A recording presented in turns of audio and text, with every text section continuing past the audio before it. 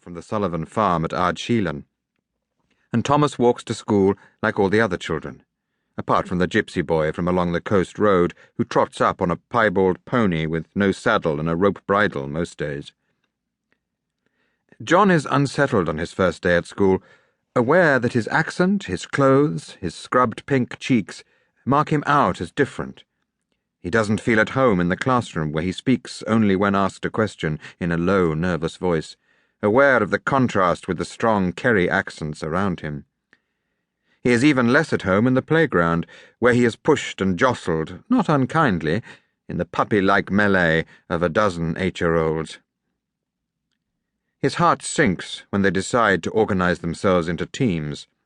He stands against the wall with the other boys, knowing he will be the last to be picked.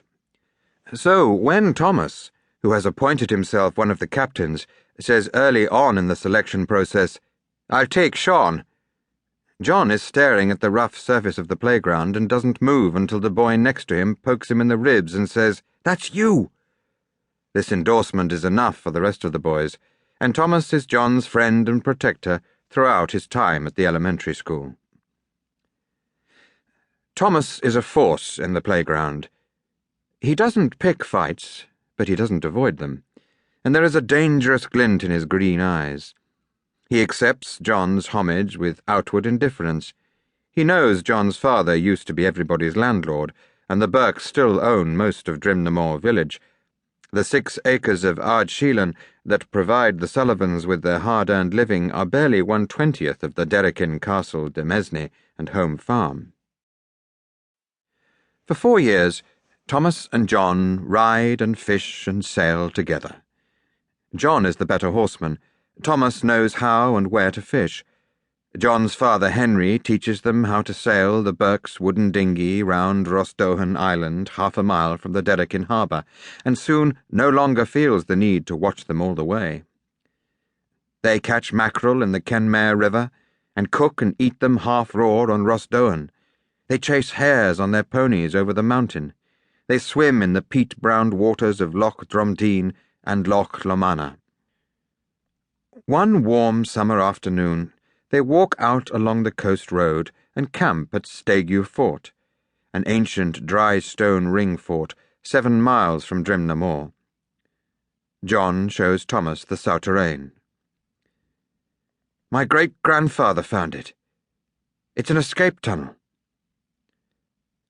They are standing in the corner of the fort, looking at the overgrown entrance. "Let's see where it comes out," says Tomas, who crouches and goes in without waiting for an answer.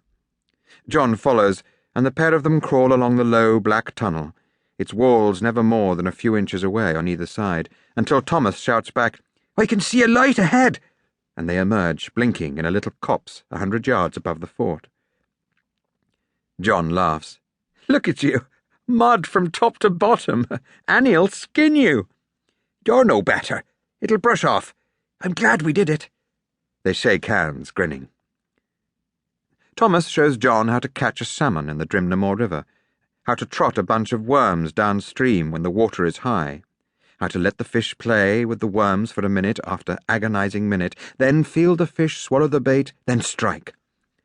It is understood that when they catch a salmon it goes to Thomas's mother, Annie, at Sullivan, although Tomas says, "It's hard to poach your own river."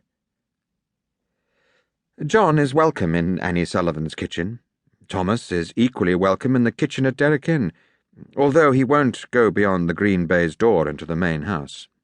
Eileen Burke sits with them there, practices her Gaelic with Tomas, and encourages John, who never becomes fluent, to join in.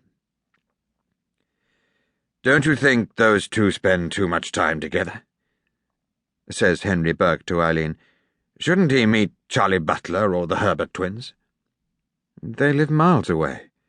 It's an expedition to go there for a cup of tea, and the boys never leave the drawing-room," replied Eileen. "Tomas is good for John.